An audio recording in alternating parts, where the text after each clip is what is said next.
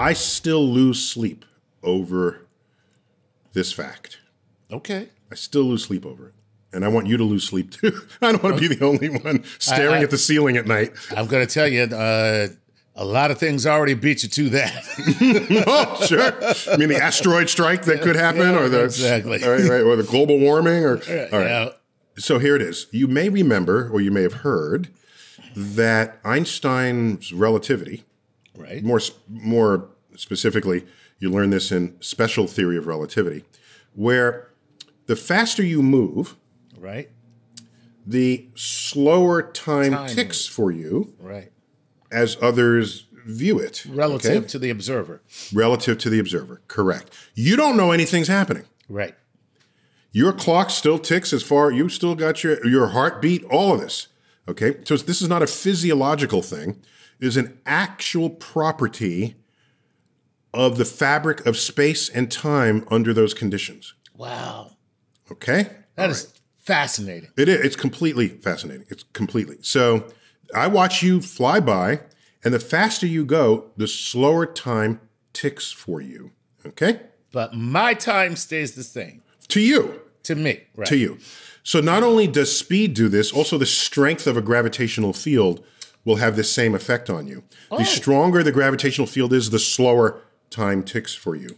Oh. And that wasn't formulated until his general theory of relativity 10 years later. That took a lot more math and deeper insights into the universe. Well, once again, it makes sense because you're dealing with the fabric of space-time. It's the fabric of space-time, correct. Wow, okay. But initially, when formulated, you're thinking it's just because you're moving. Right. But it's actually way deeper than that. And that's why that one, oh, by the way, his original special theory of relativity was not called that.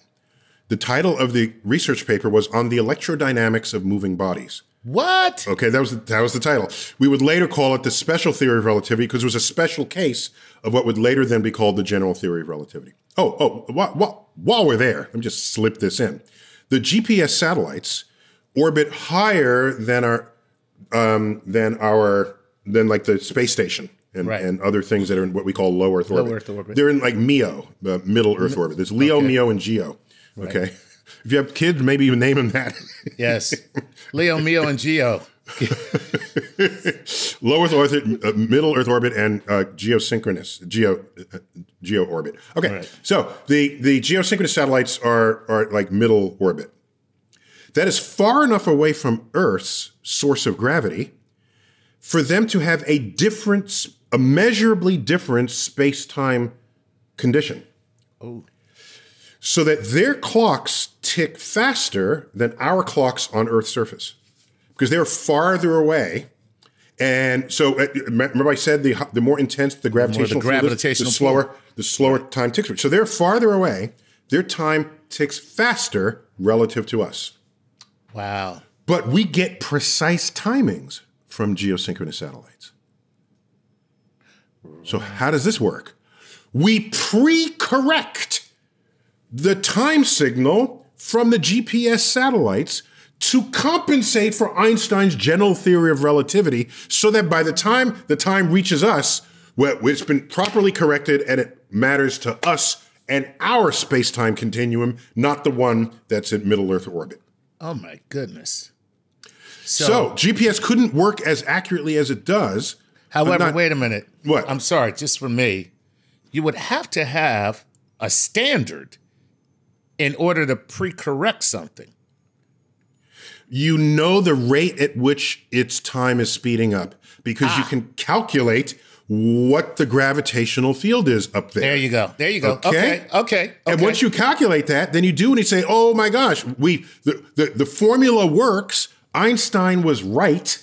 Right. All right. This is not just something on a high theory, hypothesized that may or may not be true. It is true. I just want to be there when that phrase is uttered. Oh my God, Einstein was right. Yeah, these aren't just cult heroes that we wish they were right. These are real. This is real. Okay, this is the real universe we're talking about here. Okay, so now watch. Let's keep going faster and faster. Okay. Let's go half the speed of light, three-quarters the speed, 90% the speed of light, 99% the speed of light. Mm-hmm. Time is ticking slower and slower and slower. For you, you will watch the whole future history of the universe unfold in front of your eyes as fractions of a second go by for you. As you go 99, there's a formula for this, of course, but 99, 99.9, 99.99% the speed of light. Because you're the observer of that. But for you, your time has slowed to the point where as you observe the things that are not moving at the speed of light, you see them speeding. Basically, Correct. You see Speeding them up. Unfold. Correct. Boom. God. Correct. That is insane. Okay. So now watch. Oh my God. Wait. No, watch. Okay. Wow. So I didn't even get to the part where I lose sleep.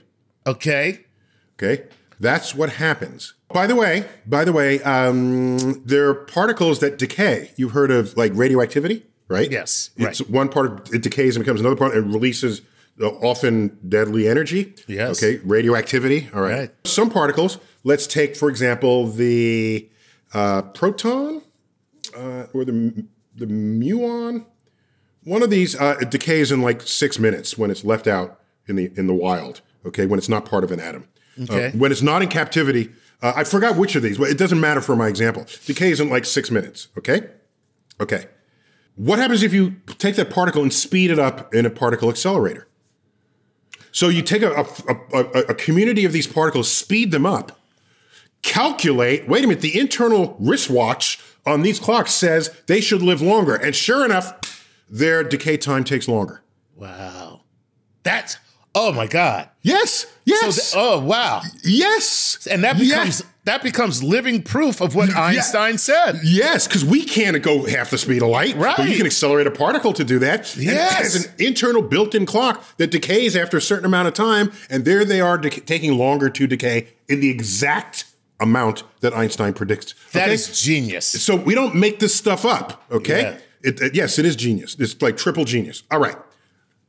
Now, let's take this to an extreme level. Right. Let's go so fast that we're going the speed of light itself. Right.